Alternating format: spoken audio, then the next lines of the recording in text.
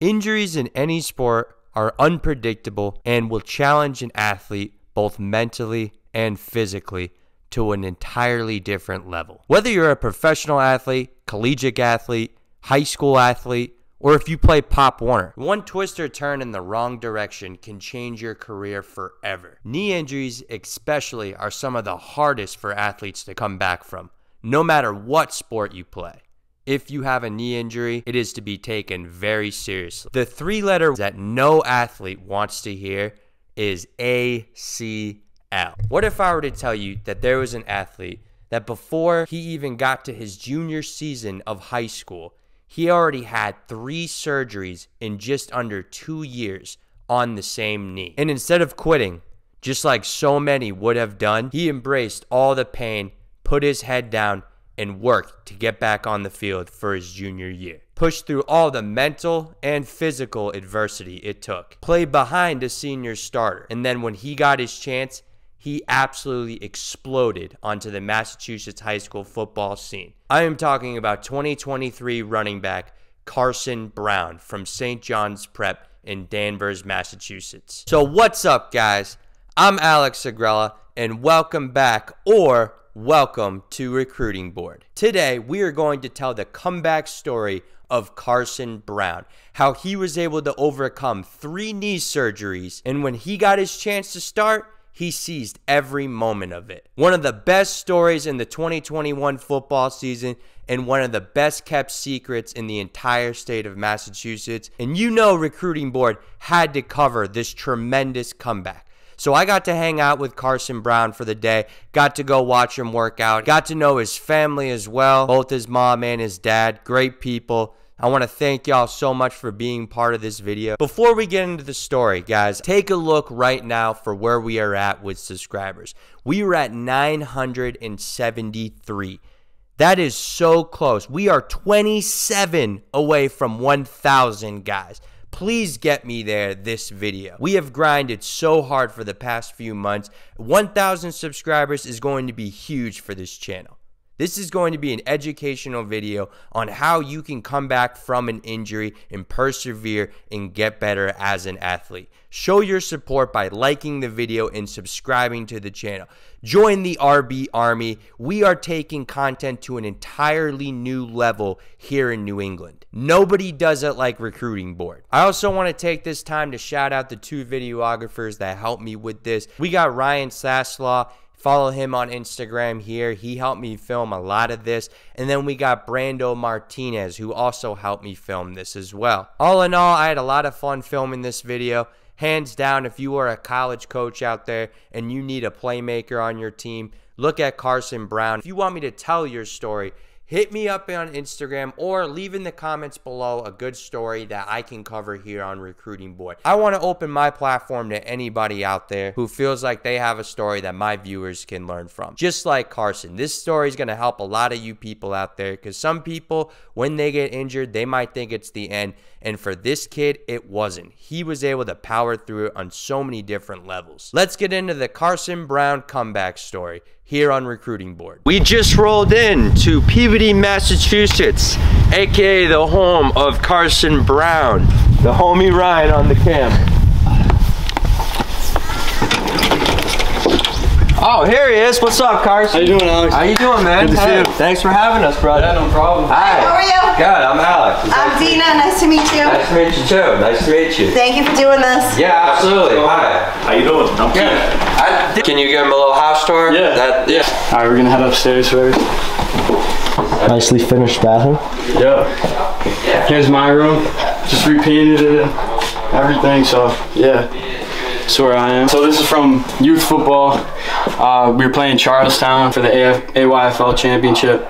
I won MVP there. This plaque was actually for Mass Elite football camp. I got the MVP for the defensive back there. You know, hopefully I can play some defense next year if we can.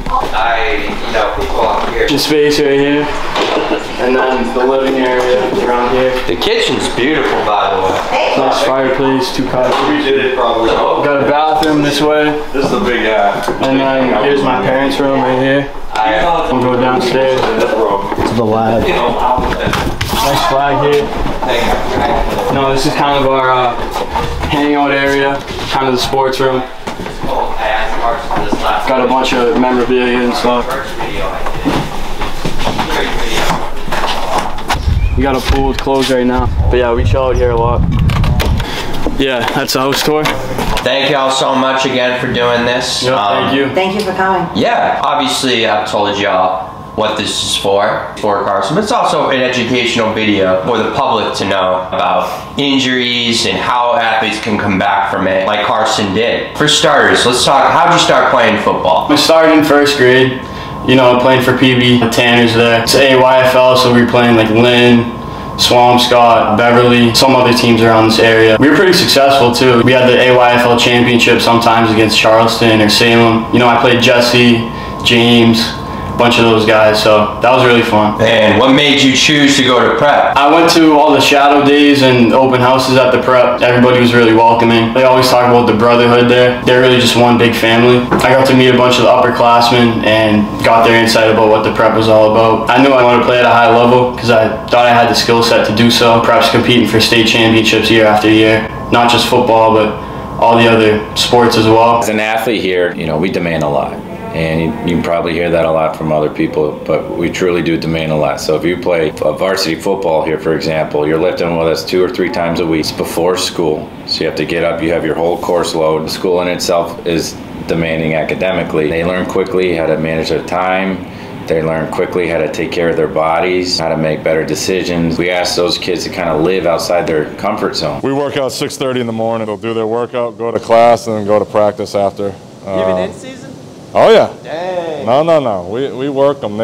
Hey, it's St. John's Prep. We're preparing them for college football. That's what you do. You know, the coaching's really experienced. Talk about Coach Saint, played in the NFL, obviously. It kind of just brings that football mind to practice. In the freshman level as well, I played for Coach Britton. He's been there for a while, and I learned a lot from him freshman year. It was tough. I mean, we left the decision up to him. Like I said, he grew up in Peabody. We lived here our whole lives. He has a ton of friends that were going to Peabody High. He knows a lot of the coaches that are at Peabody High, and they really wanted him to come and play for them and not really leave for a private school. So it was really tough, I think, for him when he made the decision, but he was happy with his decision. Yeah, whatever he wanted to do. When we gave our other son the opportunity to go where he wanted, but we wanted to give Carson the same opportunity. Yeah, it was tough leaving all my friends from Peabody, but I still hang out with them, you know, whenever I can. Let's talk about your freshman season. You said to this, was it the Salem News, that he had one of the best freshman campaigns you had seen in a while? Came in, we didn't really know much about him. You know, I keep getting these reports from the freshman coach that we got a really good back, and so I think it must have been the Central freshman game that I watched him play, and he just flashed. Like,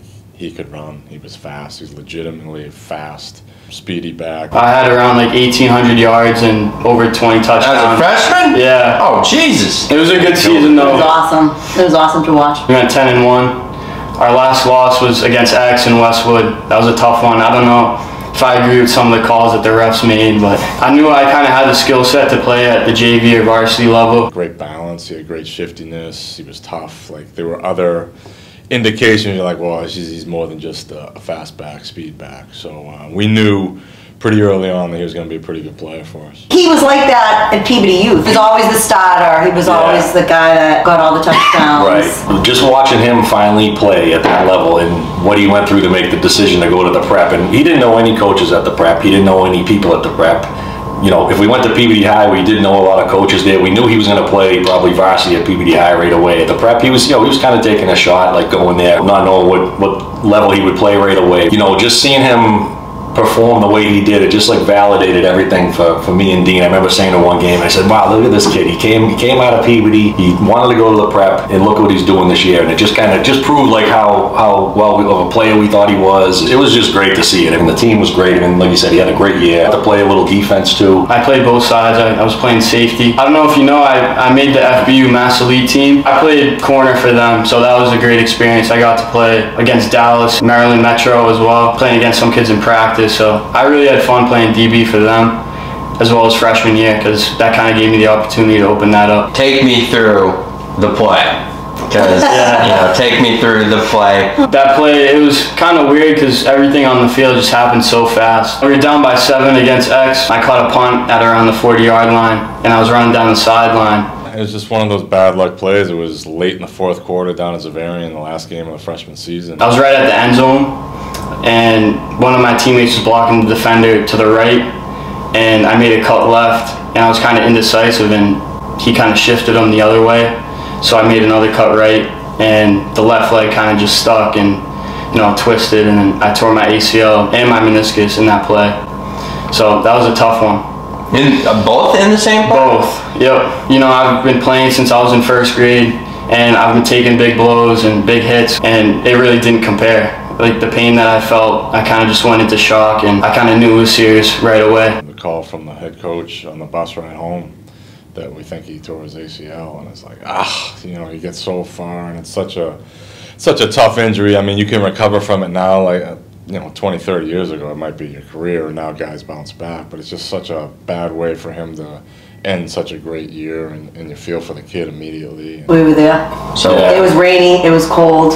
Yeah. And the minute he got on that golf cart, I knew something was wrong. All went down to the fence, waiting for him to come over. And the funny thing is, when he comes and sees us, he's like, yeah, I might be able to go back in. And I was like, I don't think so. No way. He was wrapped up in the ice. We knew it was something bad, because like he said, he's taken a million hits in his career, and he's given them. You can tell when he's hurt, because he's not one of those kids that gets hurt a lot. Let's put it that way. And then to top it off, he ended up scoring that touchdown.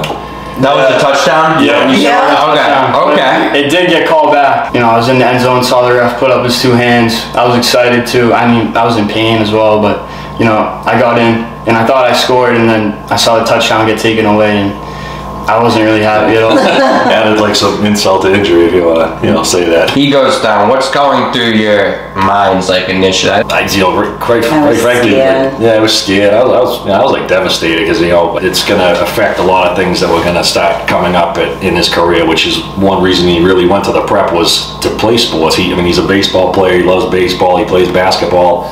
And when that happened, just everything started going through our minds, like, oh geez, now he's got a year recovery. That means he's going to miss baseball. He's going to miss basketball. Kick in the stomach to all of us. Give him some credit. He was positive about it still. He knew he was hurt, but he wasn't depressed. I probably was more depressed than he was when I knew that happened, because I knew what was coming. Tough to see him too, being so active, and then having to sit on the couch and having to go through all of that. 14 or 15? Yeah, he turned 15 in October. Yeah. You get the diagnosis, and then what happens? Before surgery, I had pre-op for about 2 months or so, and I had surgery January 10th of 2020.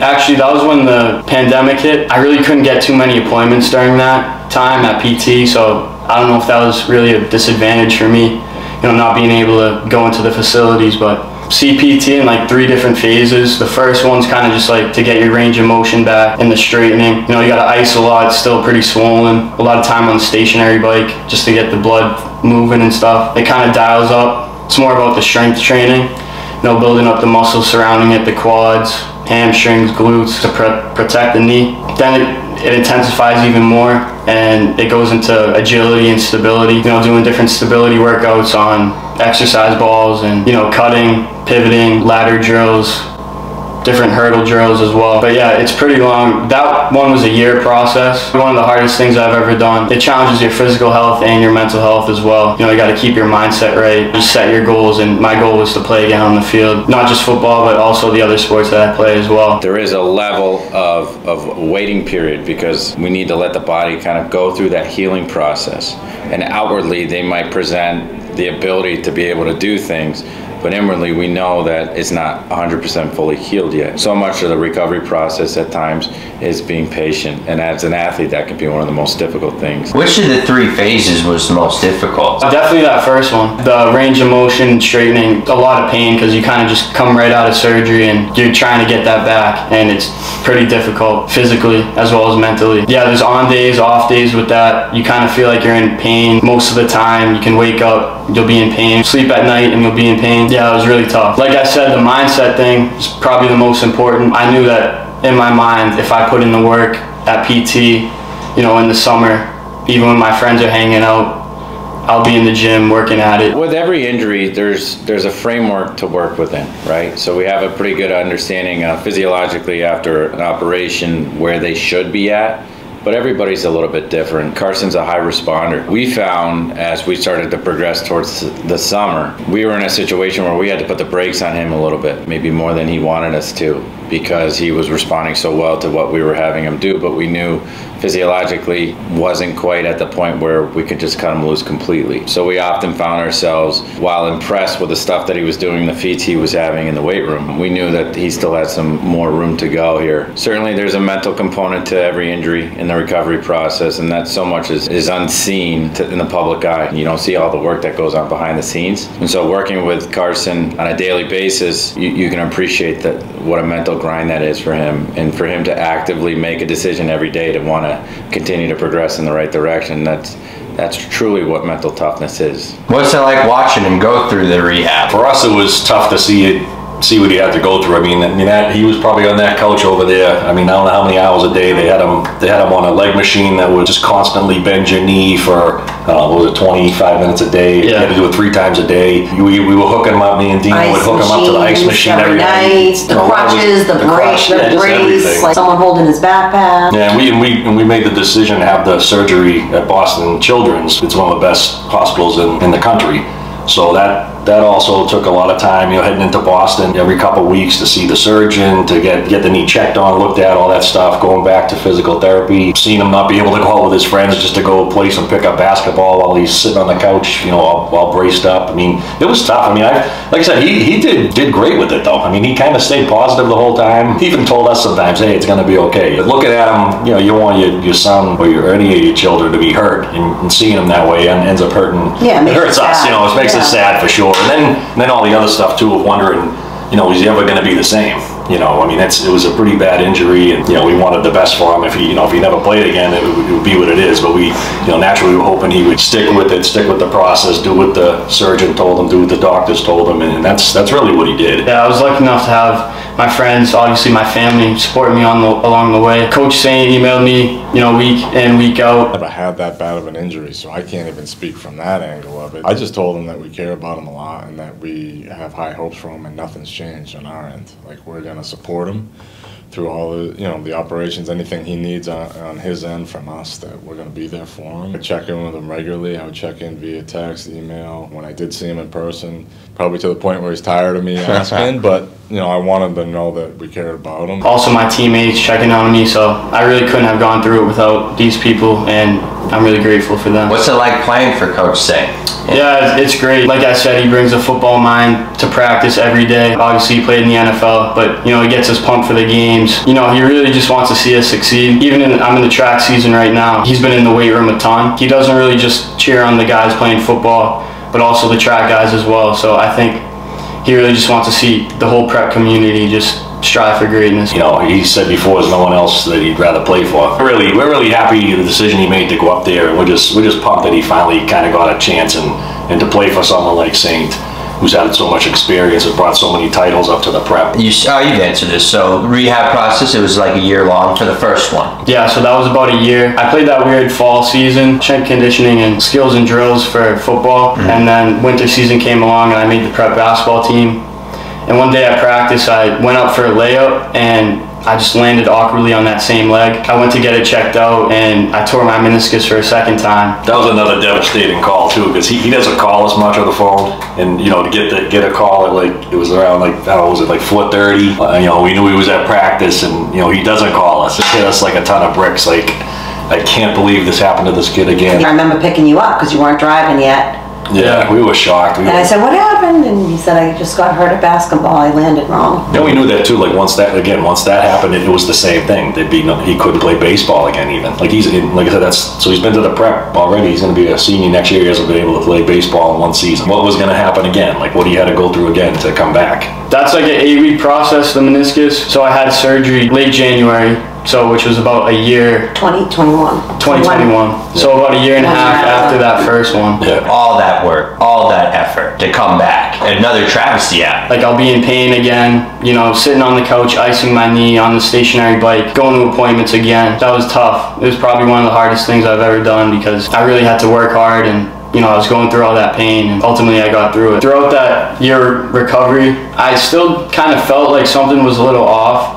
Like I kind of knew it was something wrong with it. Sometimes when I was running, it kind of hurt or cutting. When I had that injury in the basketball season, I knew like it's something wrong because I felt it for, you know, months past, and to finally get that one like devastating injury that was really painful, I kind of knew it was serious then, and it was devastating too because all that work just to go over that process again. As parents, like, what are you telling him? How do you like explain? How do you encourage? Like, I just feel sad. Yeah, it's so sad for him. Yeah, that's like that's probably the biggest feeling. You just feel sad that he's gonna have to go through that again. You know, nothing you can do about it. The injuries happen. We almost felt like, this is someone who doesn't deserve this. All the stuff he's done, all the hard work he's put in.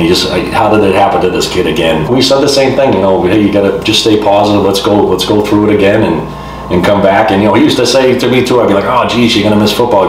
But hey Dad, you know, it's not always about football. I want to get my knee ready. You know, in his mind, he knew he just wanted to be able to, you know, walk and feel good and not wake up with the pain that he had every day. I'll recap. So you have your first surgery. It's December 2020 or January 2020. January 2020. Second surgery, January 2021. Yep. But what's this I hear about a third? Yeah, that was really the heartbreaker. I rehabbed the second meniscus for about 8 weeks, and May came around. I actually hurt it at PT. Yeah, so you hurt your knee at physical therapy. Yeah, you know those slide board exercises? Of course. So you put the socks on, you just slide back and forth, the cutting and agility and stuff. I pushed off that same left leg. It was super uncomfortable, like I said, and I kind of knew that something else happened. It was tough. I had to stop PT, and I got it checked out, and I retore my meniscus again. So, like I said, that was a heartbreaker. It really wasn't that major. It was a minor surgery. They had to snip a piece out. In May, though. Yep. It starts in August. It was May 24th. Actually, when the injury happened at PT, we called the surgeon that night at 6 o'clock and left an emergency message and just said, there was an accident. You need to call us back. So they called us back and they said, can you come in on Monday? I think it was a Thursday. And they were like, can you come in on Monday? And we were like, absolutely. We actually got the worst news that we thought. They actually thought he tore his ACL and meniscus again. So when we went, that was Friday, right? That was Friday. So the injury happened Thursday. You went for the MRI Friday. Yeah. And then the surgery was Monday. So the surgeon, he said basically when we took him into the hospital that morning to get his third surgery, he said, you know, I'm not going to know until I go in there if I'm going to have to do the whole ACL again or just the meniscus. So when they basically rolled him away in the car, we had no idea that he was going to come out. And he basically said, you know, the surgeon comes out and said, you know, I got the best possible news I can give you guys. I ended up being able. And it was so quick.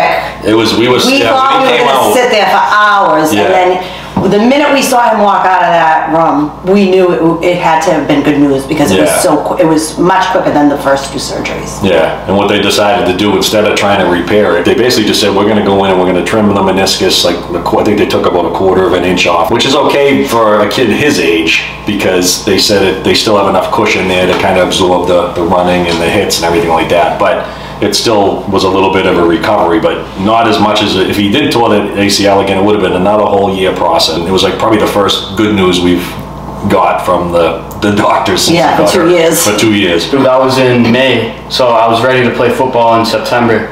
And to get that news that my doctor McKaylee said, he said it might have been the ACL and the meniscus. So to not play football again or baseball again, you know, that was really tough because I went through all that, and then for it to happen a second time, third time, you know, that was really heartbreaking for me.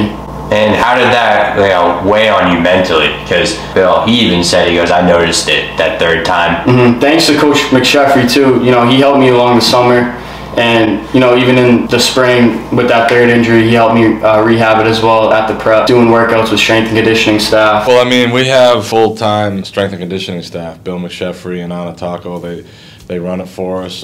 They're on my sideline. They travel with the team. Like, they're part of the staff. We work very closely, and they work with all the athletes here. Football probably works with them the most extensively, just the nature of the sport probably, and how much I want them involved in my program.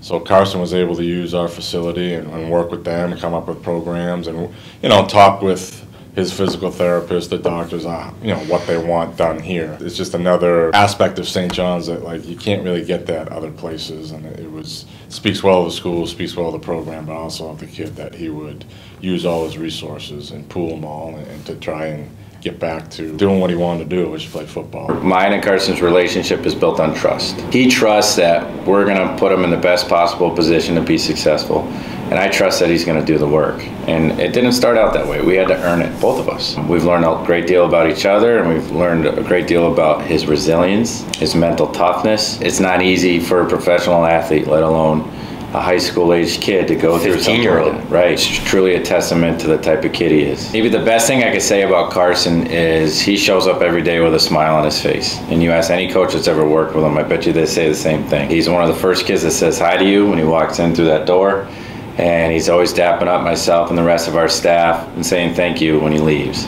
And that really speaks to the type of kid he is. I knew I wasn't alone through the process. Like I said, I had my family and friends, and the coaches always checking in on me and my teammates. Yeah, it was tough sitting on the couch as well. Like the first 2 surgeries, I was really active. To not be out with my friends, in the summer as well, that was really tough. Why even play?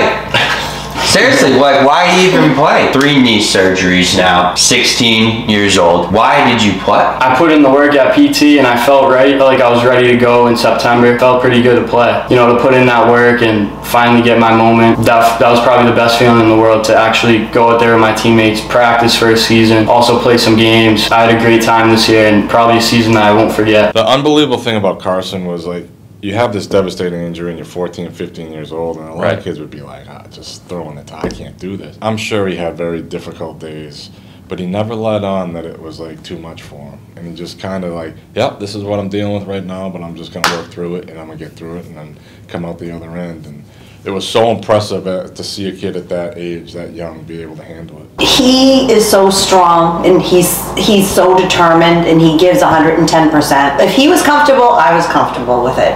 As much as I get nervous now, I feel like every time he falls down, it's going to happen again. I knew if he wanted to do it, he could do it. We knew he wanted to. I mean, he's played since first grade. It's one of his favorite sports. It is tough, when the first few games that he did get out there and get some reps, just watching him trying to, making that first cut, because that's how the injury happened. In our minds, I mean, she always makes this noise. We always joke. It's always like, she's always, every play he's in, it's like, oh my God, what's going to happen? But we let him make the decision. I think it panned out for him. August rolls around. You're on the field.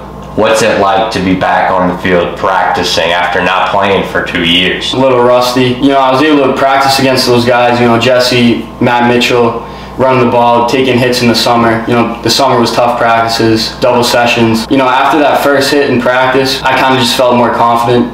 That's really what it's all about. At the beginning of the season, I really didn't have too much confidence going into that first practice, but it kind of built up as I was taking those hits and making cuts. Going into camp that summer, I said to him, I want to have a plan with you. We're not going to rush to have you ready for September 1 or the first game against Marshfield. We want you to be, comfortable and feeling as good as you possibly can as we enter the season, and then we're going to take it from there. And we kind of stuck to that, and I would check in with him daily, weekly, and it was a progression. I think it was probably, I want to say mid to late September, where in practice you could see like he was starting to get his gait back, and it was like, he looks like he's getting to the point where it's time. We wanted to go slow with him for a lot of reasons, and I think that was the right approach. But I know he was starting to get itchy towards the end of September to get in more. James is the starter, senior starter, obviously captain. So talk about, you have to play behind him. Yeah, I just want to shout out James too, because he really helped me along the way. Great kid, man. Yeah, he's experienced too. He's been playing at the varsity level since he was a freshman.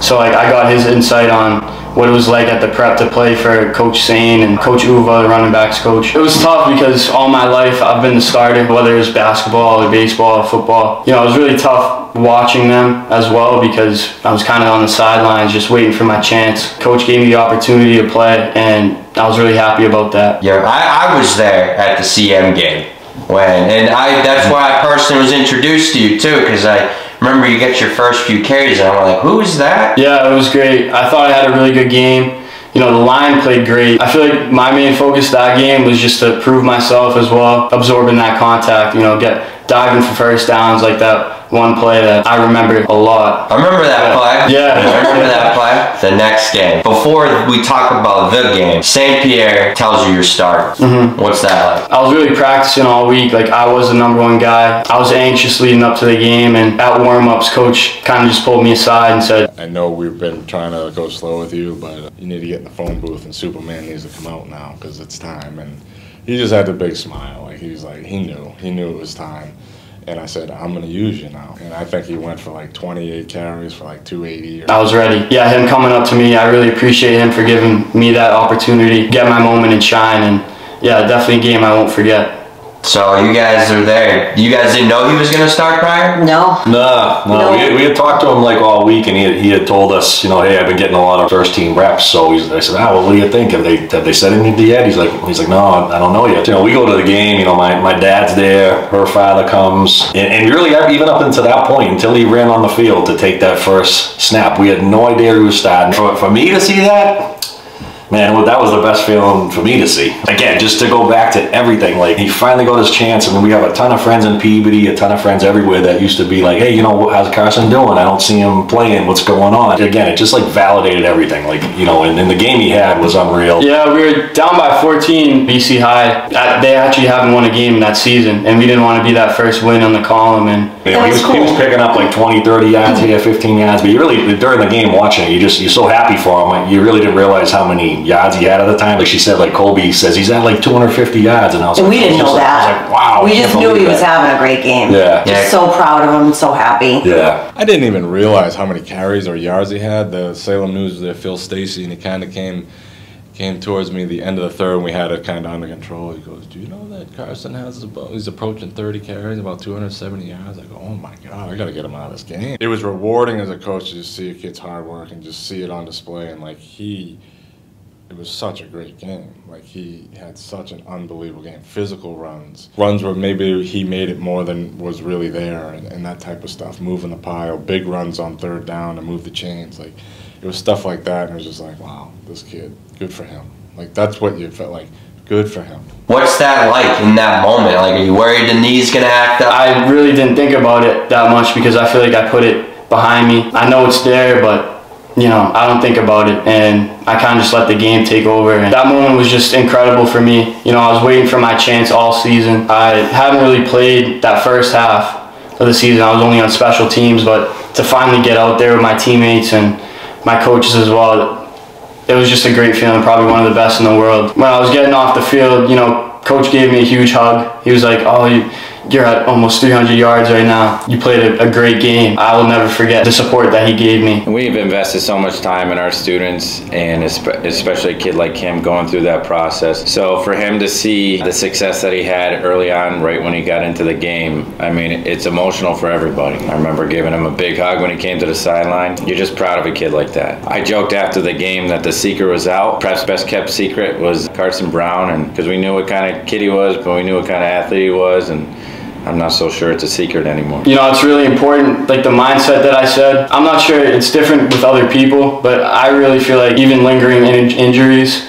I don't really think about it too much, and that's really important. The BC High game, then you're the starter the rest of the season. You had like multiple games rushing 100 yards, right? Yeah, I feel like I was meant to do that. I mean, I did it since I was in first grade. I got to prove to the people who were kind of listening, where's Carson? Like, what's he doing right now? You know, I'm glad that my name was kind of out there and they got to see what I can do. And also people who were doubting me along the way, got to prove them wrong. So, as parents, any advice you have for athletes and parents going through this process? You guys did it 3 times. Yeah. Support, you just have to support them. You have to be there for them. You have to be present when they're laying on the couch. You don't want to rush back. You know, Carson would wake up one morning and think he could, you know, start sprinting down the street. He felt great. You know, maybe 6 months in, you have a few good days, a few bad days. You really got to listen to the surgeons and the PT because, I mean, they really know how long this takes based on like how many surgeries they've done and the type of athletes that they've seen. Don't rush back. That's something that could cause another injury in the future. With that injury, it's a full year recovery. Going through it 3 times is even worse. But every time, what he did was he just focused on the task, and that's what I would recommend.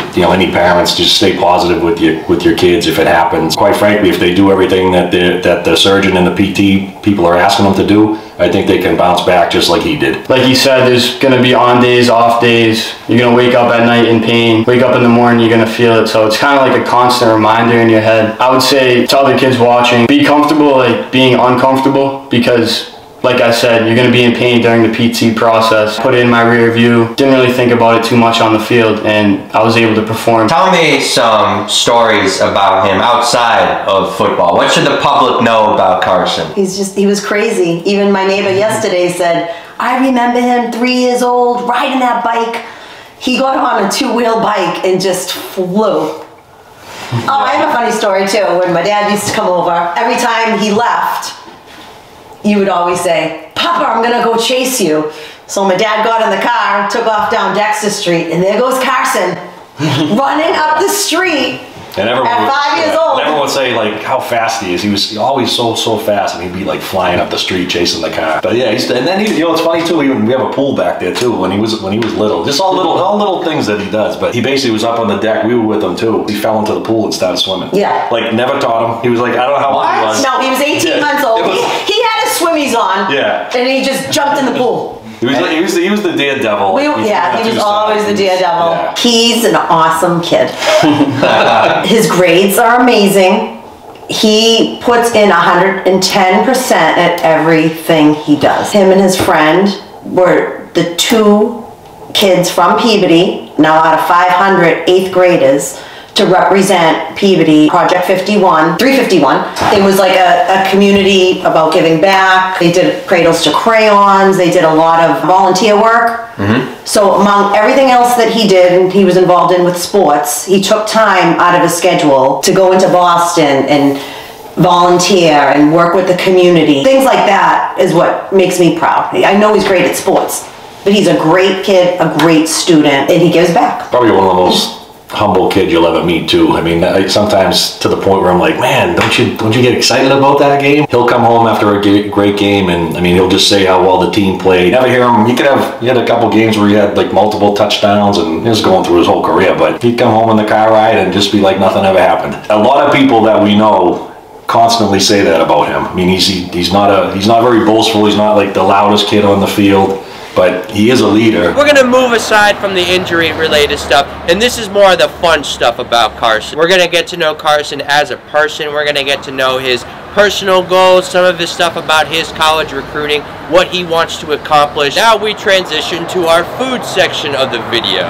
So Carson chose Maki Sushi out here in Peabody, Massachusetts, and I actually want to shout out the management here because I asked them before if they would allow us to film, and they would. So if you are looking for high quality, great sushi, and you are on the North Shore area of Massachusetts, come check out Maki Sushi Bar and Grill. He actually just got out of a track meet, so he's gonna meet us here. We're getting here right as soon as Maki opens, and we're gonna smash some sushi, just like how you need to smash the like button. And please subscribe to the channel, like always. Almost at 1,000 subscribers, guys. Yep. So why'd you pick this place? The sushi's amazing. I come here a lot for birthdays and special events. I really didn't like sushi like 2 years ago, and then I really started to get a taste bud for it. Yeah. I was really going with the California roll at first, and then now I like all the special stuff. What you eyeing right now on the menu? I'm going with the firecracker roll. While we're waiting on the food to get here, get away from the injury stuff, talk about some fun stuff, right? Okay, yeah. Other than sushi, what do you eat? I'm a huge Italian cuisine guy. Petro's is right down the street. Fettuccine Alfredo, I like chicken, broccoli, and ziti.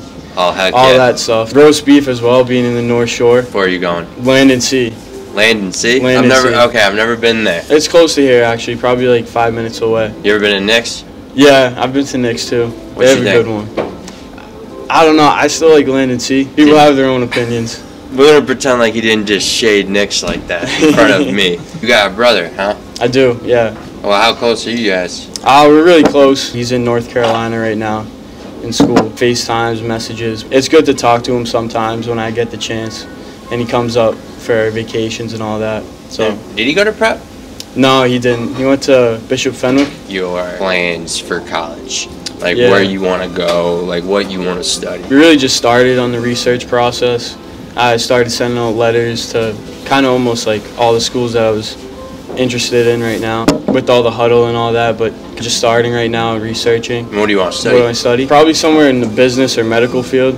You know, with the injury too, I kind of learned about all the anatomy and all that. Also seeing the doctors and their like knowledge about the body and all that. I think that really fascinated me, and I could see myself maybe doing that one day. Definitely physical therapy as well. Maybe a therapist in some field. Looking to stay like around New England for college, or like talking about that? I'm pretty open. I could go anywhere down south too. Pretty much in the New England too, Mid-Atlantic, really anywhere. The level of play that you're looking at? Yeah, really just any chance that I can get to play. I missed out 2 years and I kind of know what it feels like. Stop doing something that you love. Really any chance, and if I get the opportunity to do, I would really play anywhere, D1, D3. What are your grades looking like, my man? Yeah, I'm doing really well actually. I got a 4.2. 4.2. Yeah, 1070 on the SAT. You can get into pretty much almost anywhere with something like that, especially most D3 colleges. You know, what type of player would those coaches be getting? Definitely someone who's going to work hard. I feel like I've proved that on the field and off the field as well. As a runner, I don't go down with that first contact. I feel like it kind of takes a bunch of guys to bring me down. I dive for first down, dive for extra yard. Yeah, also someone who's not just going to bring it on the field, but in the classroom as well. Who's the best player you've played against? If I was to name one, probably Devin Marshall. Devin Marshall. CM, yeah. That game when I got to play, really just noticed his physicality and his speed with everything. You know, he tackled me a couple of times, great tackler. Playing in the Catholic conferences, so many names that I could mention. One of the most competitive conferences in the state. You know, CM, Zavarian, MC, St. John's. I would probably say Devin Marshall if there's one name out there. What athlete inspires you? Tom Brady. You know, Tom Brady? Yeah, just the greatest player of all time. I'm a huge Pats fan, so really just to see him, his greatness really inspires me. Kobe Bryant as well, he's up there. So how do you think y'all will be next year? Yeah, I think we're going to do really well. Obviously, we're star-studded. We got a lot of talent, offense and defense. But like we do every year, we're going to come back in the summer and work at it, work with Coach McSheffrey and the strength team, and really just get prepared. After that Central Catholic loss, I think we really want that back to go to Gillette another year, especially for my senior year. I would love that. Yeah, I think we're going to be really good this year. Who are some guys that you think we should be on the lookout for, some under-the-radar guys, kind of like where you were? Obviously, Lucas Verrier. I'm not sure if he's under the radar, but he's a really good player on defense. Yeah, 22. That's 22, yeah, he is good. Santi Casino, too. He was at the lifts with us. I know he works hard, and he shows it at practice as well. Receiver, right? Receiver. Great footwork. He's a speedy guy as well. I feel like if he gets his chance, he'll really perform. And I would say that he's under the radar as well. Firecracker roll. You want to show the people? The firecracker roll. It's in there. It looks like shrimp, avocado, tuna. Ooh. We got the spicy scallop and the hurricane. You good with the chopsticks? Or? Yeah, I dabble. You know, I work on the weekends at Lifetime Fitness. What do you do there? I'm at the cafe cooking food and making shakes for everybody who's lifting and getting in some work at the gym. Cooking some food? Yeah. Okay. Yep. I do that too on the weekends, you know, breakfast. I'm a cook too, yeah. You know, I bake too. I got a good cookie recipe from scratch. No way. Yeah. Okay. Chocolate chip cookies. You mess around with YouTube at all? Oh yeah, I watch YouTube all the time. What do you watch? Jake Paul? No. No, not Jake Paul. You know, Balin Levine, Benitez. I watch him a ton. I used to know the manager. Nelk, obviously. I know a lot of people watch Nelk. I was watching their podcast with AB. That was super entertaining. I love AB. I don't know why. Even after he did what he did. Yeah, I watched that podcast too. Kumbaya. Did you hear every single second? That was too funny. No lie, the Pit in the Palaces, it is kind of fire. This song, I haven't listened to it. Dude, his song is kind of fire. So who are your day ones, your OGs, man? Definitely Ryan Saslaw. You know, he's been there with me, really supported me throughout the way. I've known him since like first grade. Not just all my prep friends too, like Paul, Giovanni. Shout out to all those guys. Joey as well, but my PBD friends as well. Luke, Shay, Danny, Brian. Alan, Vinny, a lot of names. Thank you to all those guys. Your mom was saying yesterday, what was it, like a service project that you got involved with? Yeah, it was. Can you talk about that? Yeah, so in 8th grade, called Project 351, and they have ambassadors, so they choose 2 kids from each city. Me and one of my good friends too, Michaela Alperin, we did a bunch of community service projects, like the clothing drive, we led that. The food drive, we led that. In January, we got to go to launch day, they call it. So it was about like a day-long event where we did just a bunch of service hours and kind of just helping the community. Is that something you're passionate about? Yeah, definitely passionate about that. It was a great experience. You know, obviously college coaches watch this, so who are some schools that maybe we can help get you on your radar, some schools you're personally interested in? I actually went to New York and I got to visit Columbia. Princeton, maybe a lot of those Ivy schools. Not just D1 too, I'm really just looking for a chance anywhere really if I can play football. You know, I feel like Mass is kind of under the radar, like no doubt, with football recruiting. So I feel like I can be one of those guys from Mass to represent Peabody and St. John's Prep. That's definitely a dream of mine to play college football. That would be great. I mean, I've seen the film. I've watched you live, man. You know, you're a gamer. I feel like there are so many schools that would love to have you. You know, biggest thing is just finding, especially, you know, right academics. Mm-hmm. Like what fits you right in terms of where you want to go. Excuse me, you play baseball and track as well? So yeah, baseball. 3-sport athlete, huh? Yeah, got state relays next week that I'm really excited for. Best of luck, by the way. Thank you. Yep. And baseball season right around the corner. I don't know if we liked our stuff, man. You think this was a good suggestion? Yeah, yep. This is Maki Sushi Bar and Grill. You guys got to come in. That's the Carson Browne special. Yeah, volcano roll. Volcano roll. Man, well, I appreciate you doing this. Yeah, of course. Thank you. Like, you know, this was definitely fun, man. Your story, it's going to help a lot of people out there and bring injury awareness and ultimately tell people, like, don't give up. You know, if you just put your mind to it and you set your goals right, you know, you can really accomplish anything. Just through hard work, you'll get there. And if you just get your mindset right, you'll accomplish your goals. You got a really bright future off on the field. You know, a lot of people think very highly of you, man. So thank you. You know, y'all do us a favor, drop that thumbs up, subscribe like always. Shout out to Recruiting Board. I love it.